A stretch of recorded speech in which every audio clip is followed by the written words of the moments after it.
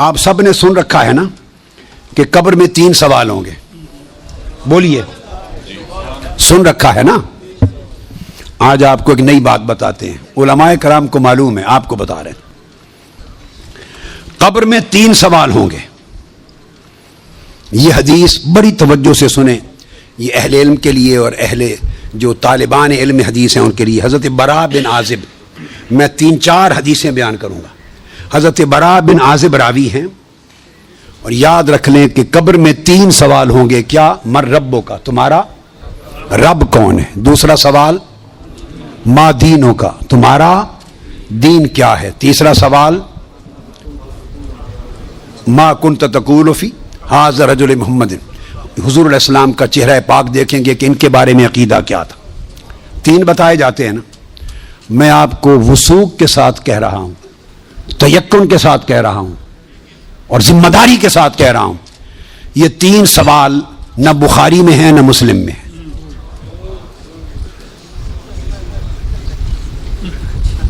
یہ 3 سوال نہ صحیح بخاری میں ہیں. سب سے بڑی کتب حدیث کی کون سی ہیں؟ بخاری و مسلم, دونوں میں نہیں ہیں. یہ ہیں حضرت براء بن عازب رضی اللہ تعالیٰ عنہ, حدیث کے راوی ہیں. یہ ابو داؤد میں ہے اور دیگر کتب میں ہیں جو صحیح بخاری مسلم کے بعد نچلے درجے کی کتابیں ان کے بعد. تو سنن ابی داؤد میں ہے, مسند احمد بن حنبل میں ہے. اس میں فرمایا کہ جب آپ میت کو دفنا دیتے ہیں اور اس کے بعد پھر فرشتے آتے ہیں, میں مختصر کر رہا ہوں تاکہ زیادہ چیزیں بیان ہو سکیں. وہ آ کے پوچھتے ہیں یا ھذا مر ربک, اے بول تمہارا رب کون ہے. ما دینک, تمہارا دین کیا ہے. وما نبیک, اور تمہارا نبی کون ہے. پھر آگے جو مسلمان مومن ہے وہ جواب دیتا ہے.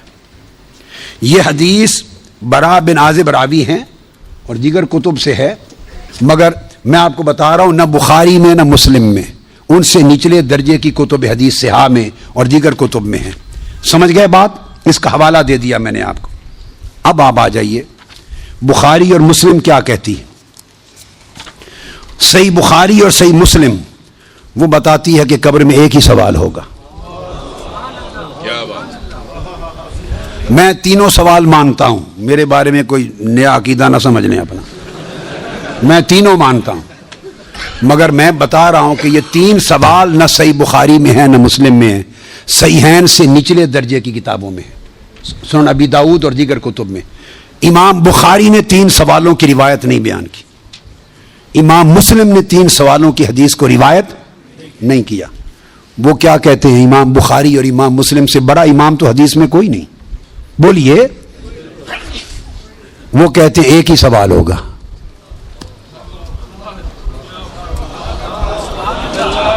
اب ٹکراؤ آ گیا بخاری اور مسلم کی صحیحین کی روایت میں اور نچلے درجے کی کتب صحاح کی روایت میں ٹکراؤ آ گیا. مگر ٹکراؤ نہیں, پھر تطبیق کریں گے, جوڑیں گے معنی کو. بخاری اور مسلم کہتے ہیں کہ 3 سوال کا ذکر کوئی نہیں ان کی روایت میں, ایک ہی سوال ہوگا. انس بن مالک رضی اللہ تعالیٰ عنہ روایت کرتے, ان العبد اذا وضع فی قبرہ وتولى عنہ اصحابہ انه ليسمع قرأ نعالهم اتاه ملکان یقعدانہ فیقولان ما كنت تقول في هذا الرجل لمحمد صلی اللہ علیہ وسلم. صحیح بخاری. یہ صحیح بخاری کتاب الجنائز کو اٹھا کے دیکھ لیں, حدیث نمبر 1308 جا کے مطالعہ کیجئے. پھر کتاب الجنائز میں حدیث نمبر 1673, صحیح مسلم کتاب الجنہ و صفت نعیمہا, پھر ابو داؤد میں بھی ہے, نسائی میں بھی, احمد بن حنبل, ساری کتب صحاح میں یہ حدیث, اور بخاری اور مسلم کی متفق علیہ. اگر متفق علیہ حدیث کچھ اور بتائے اور نچلے درجے کی کتب حدیث اس سے مختلف مضمون بتائے اور تطبیق نہ ہو سکے تو کس کو اختیار کیا جائے گا؟ متفق علیہ کو. درست قاعدہ ہے نا. یہاں تطبیق ہے, آگے چلتے ہیں. مگر امام بخاری نے روایت کیا کہ حضور علیہ السلام نے فرمایا بندے کو جب قبر میں رکھ دیا جاتا ہے اور اس کے دفنانے والے جب چلے جاتے ہیں, انہ لیسمع قرأ نعالہم, عام میت بھی واپس جانے والوں کی جوتوں کی آہٹ سنتا ہے. یہ متفق علیہ حدیث کے الفاظ ہیں, انہ لیسمع قرأ نعالہم, پلٹنے والوں کے جوتوں کی آہٹ سنتا ہے. ہم جھگڑے کرتے پھرتے ہیں. خدا کا خوف ہونا چاہیے.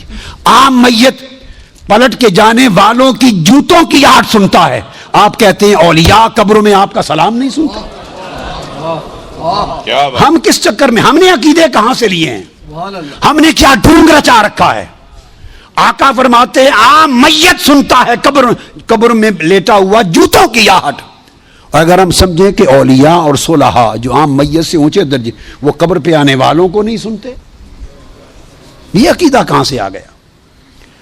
جب لوگ مر جاتے ہیں تو فرشتے آ کے اٹھا دیتے ہیں اور بٹھا کر ایک ہی سوال کرتے ہیں, ما کنت تقول فی ھذا الرجل لمحمد. جب پوچھا جاتا ہے تیرا رب کون ہے تو سوال کا جواب لیک آؤٹ نہیں کرتے, مشکل میں ڈالا, بتاؤ اگر جانتے ہو تو رب کون ہے. پوچھا جاتا ہے تمہارا دین کیا ہے تو جواب کا اشارہ نہیں دیتے. اللہ نے اپنے سوال میں اور اپنے دین کے سوال میں مشکل رکھی ہے, اشارہ نہیں دیا. جب محبوب کا پوچھا ہے تو تھوڑا سا اشارہ بھی دے دیا ہے کہ میرے محبوب کے امتی گھبرا نہ جائیں.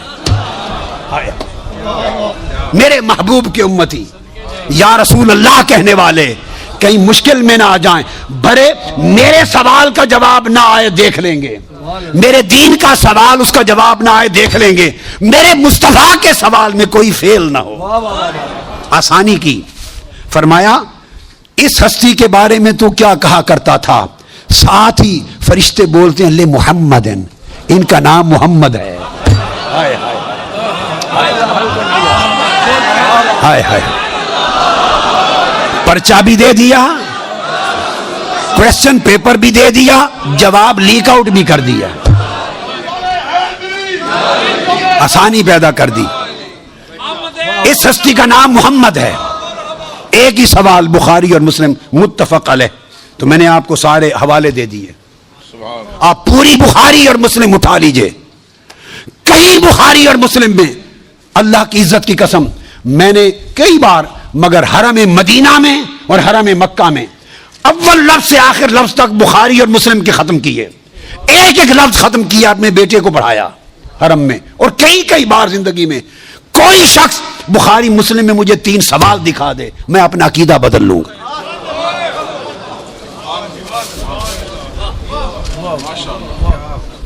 بخاری اور مسلم ایک ہی سوال بتاتی ہے, اس ہستی کے بارے میں کیا کہا کرتا تھا, اور ان کا نام محمد ہے صلی اللہ علیہ وسلم. اب ایک نقطہ اور دیکھیے, وہاں سادہ سوال ہے تمہارا رب کون ہے, تمہارا دین کیا ہے, مگر جب یہ سوال ایک ہی ہے, اس میں پوچھا ما کنت تقول, کانا یکون جب مضارع پر آتا ہے تو ماضی استمراری کا فائدہ دیتا ہے.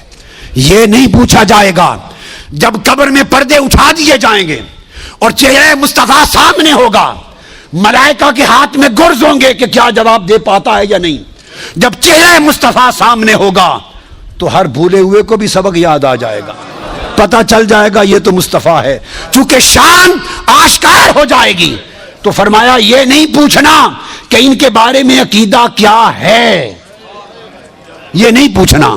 فرشتوں پوچھنا ما کنت تقول, جب تقریر کرتا تھا جامع مسجد میں منبر رسول پر تو تب کیا کہتا تھا, جب جلسے کرتا تھا اور ذکر آتا تھا میرے مصطفیٰ کا, ما کنت تقول گلے پھاڑ پھاڑ کر تب کیا کہتا تھا, جب کتابیں لکھتا تھا تو میرے محبوب کی شان میں کیا لکھتا تھا.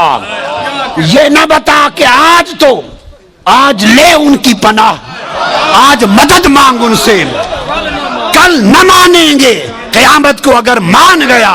ارے جب چہرہ مصطفیٰ سامنے ہوگا,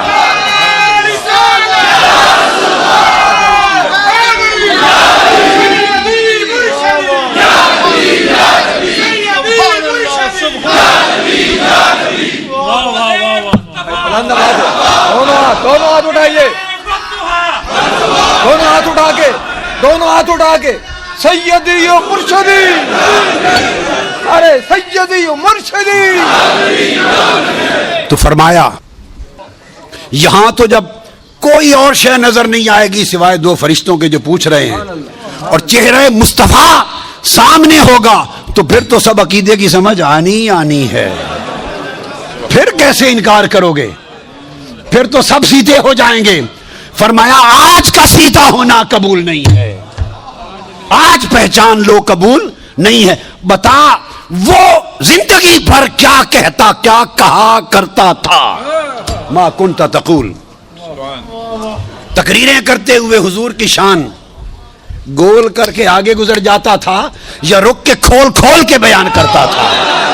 جب شان مصطفیٰ، عظمت مصطفیٰ، رفعت مصطفیٰ، مقام مصطفیٰ، جب حضور کی شانوں کا، آپ کے رخسار کا، میرے محبوب کے گھیسوؤں کا، میرے محبوب کے چال چلن کا، میرے مٹھن کا، میرے محبوب کے حسن کا، جمال کا، کمال کا، عظمت کا جب تذکرہ آتا تھا تو تیرا چہرہ کھل اٹھتا تھا یا مروڑ آ جاتے تھے؟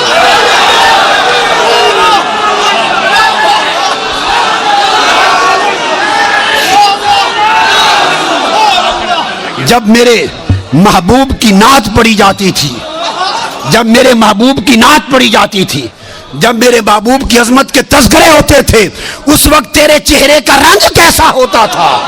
کھلتا تھا یا پیلا ہو جاتا تھا؟ اور جب خطاب کرتا تھا حضور کی شان میں، ایسے دو چار جملے بول کے گزر جاتا تھا یا ساری رات اسی پر لگا دیتا تھا؟ ما کنت تقول فی حق ھذا الرجل لمحمد، بول کیا کہا کرتا تھا؟ واہ کیا خوبصورت، وہ عقیدہ پوچھا جائے گا جو اس دنیا میں رہا۔ تو فرمایا پھر مومن بتائیں گے کہ یہ حضور ہیں، اور باقیوں کو یہ متفق علیہ حدیث بخاری مسلم کی، امام بخاری مسلم کا عقیدہ یہ ہے کہ ایک ہی سوال ہوگا، فرشتے کہیں گے چھوڑے باقی گلاں نوں، اے دس اس سونے دے بارے چ کی آکھنا ہوں دنیا چ، وہ باقی تبلیغاں تیریاں سن لواں گے، وہ ساری تبلیغاں، تیری تقریراں، تیری تبلیغاں، تیری کتاباں، تیرے مدرسے سارے دیکھے جان گے، پہلے دس اس سونے دے بارے چ کی آکھنا۔ ما کنت تقول فی حق ھذا الرجل لمحمد، یہ صحیح بخاری کی حدیث ہے۔